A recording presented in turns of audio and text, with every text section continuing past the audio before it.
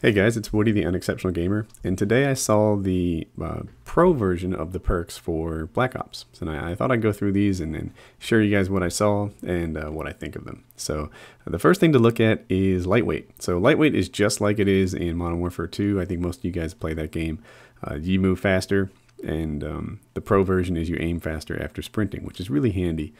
Scavenger, again, no change. The regular version gets you supplies from dead bodies, and the pro version gets you a bigger clip to start with, so that's kind of cool.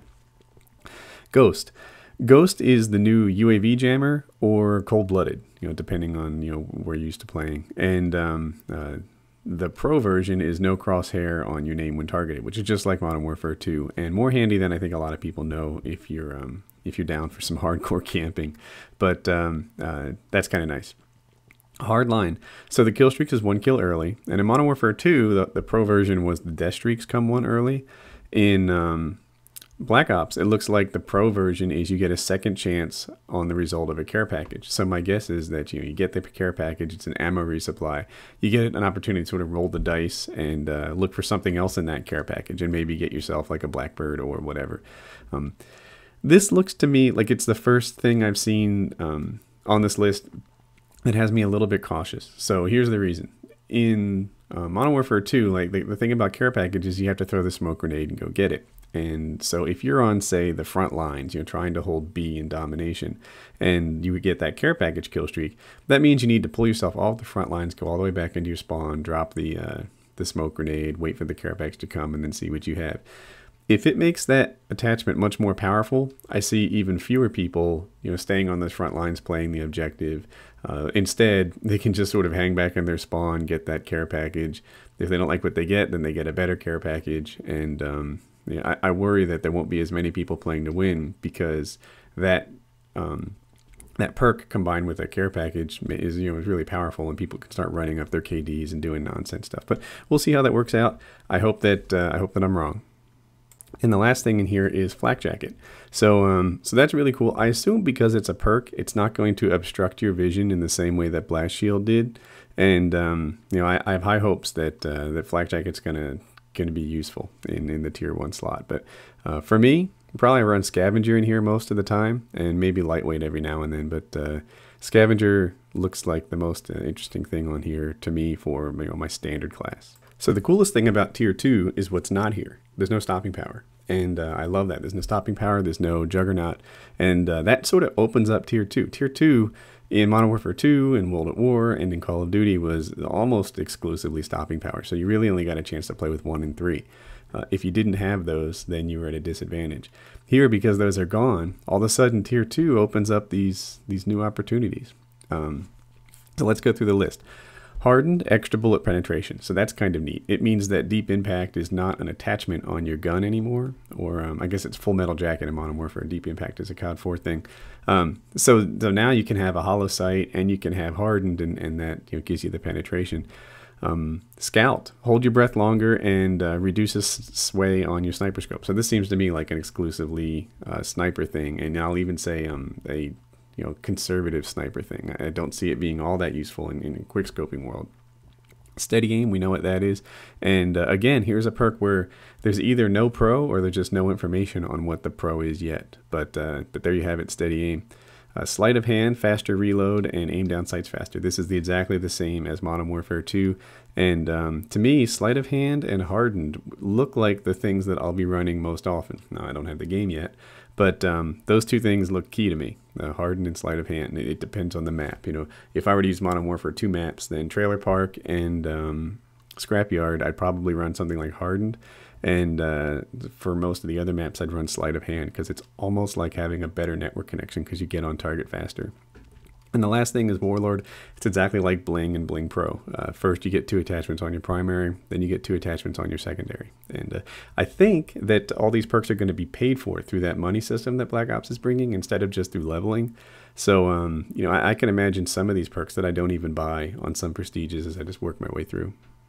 And that brings us into tier 3. So the first thing is Marathon. It's a longer sprint. So it's not like Marathon on Modern Warfare 2, which is unlimited sprint. It's back to the COD 4 days where the sprint just gets longer. And Marathon Pro is no falling damage, which I think is really neat. A lot of times you want those things in combination. If you're going to be running around going like a crazy Russian class, then the no falling damage goes with it. I sometimes run Commando Pro and I get comments on it. But I'm not a knifer. I'm not, one of those cheap guys that gives you those frustrating deaths. I just sometimes, like if a favela class, for example, where I jump off the roof a lot, if I'm playing a rushing style, it's really handy. So while I rarely knife people, the no fall damage on Commando Pro is valuable enough for me to run it as a perk sometimes. Marathon and no falling damage are just a great combination. So I can see that being a useful thing. Ninja.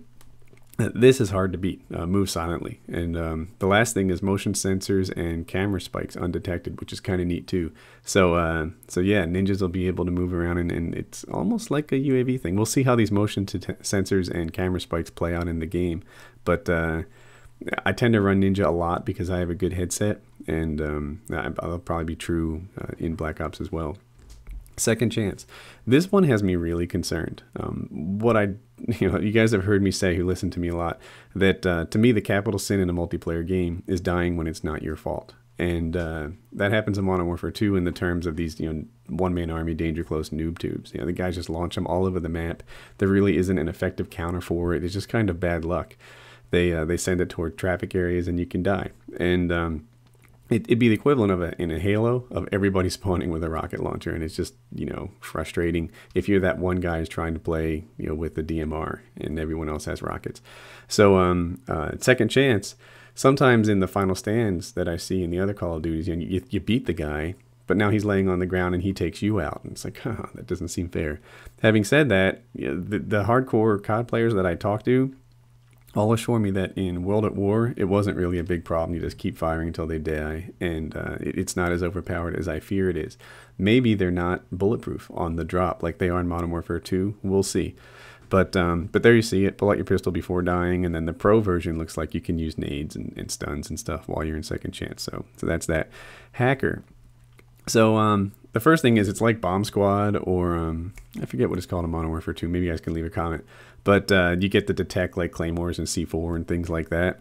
But then the pro version is really interesting. You can booby trap the enemy care packages and turn their kill streaks and equipment into friendly. So like if you see a claymore set up there, you can use your hacker, make it your claymore, and then they start dying with their own claymore. And that's really cool. And I just know, how there's challenges in the game that give you extra points as you level up? I bet you killing a guy with his own claymore is going to be one of them, through the hacker perk. So that looks like not only a fairly powerful thing, but one that could be really fun if perhaps you're in a matchup where you're going to win and you can run silly stuff. So yeah, hacker. It's like Bomb Squad, but then you can turn their stuff against them. How cool would it be, to have them get something from their care package and then it starts killing them and they have to shoot down their own care package, and fun.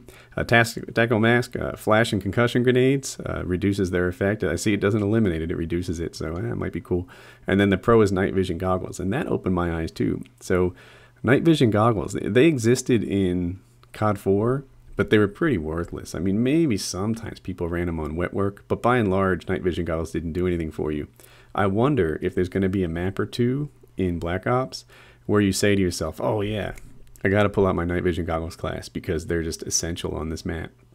And if that's the case, then that's pretty interesting to me. It's a new dynamic that I haven't seen in Call of Duty 4, where the night vision goggles really come in handy and you get an advantage over people who don't have them. So there it is. Those are the 3 tiers. I hope that you learned something or enjoyed the commentary.